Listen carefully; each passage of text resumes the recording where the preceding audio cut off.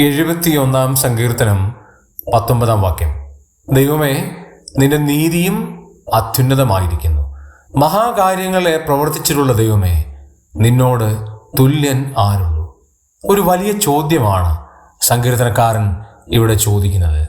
അങ്ങയോട് തുല്യൻ ആരാണുള്ളത്? ഇത് ദൈവത്തിൻ്റെ നിസ്തുലതയെ വെളിവാക്കുന്ന ഒരു കാര്യമാണ്.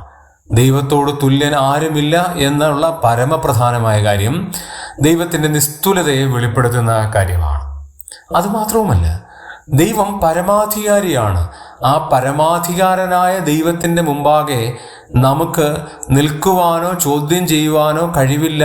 അങ്ങയ്ക്ക് തുല്യമായി മറ്റൊരാളില്ല എന്നുള്ള കാര്യം സങ്കീർത്തനക്കാരനും നമ്മൾ ഓരോരുത്തരും സമ്മതിക്കണം എന്നുള്ള അർത്ഥത്തിൽ പറയുകയാണ്.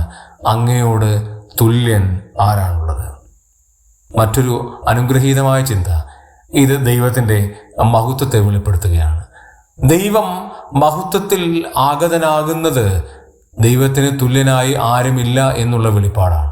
കാരണം ദൈവം പ്രവർത്തിച്ചിട്ടുള്ള കാര്യങ്ങളും ദൈവത്തിൻ്റെ നീതിയും തമ്മിൽ താരതമ്യപ്പെടുത്തുമ്പോൾ ദൈവത്തോട് തുല്യനായി ഒരാളും ഇല്ല.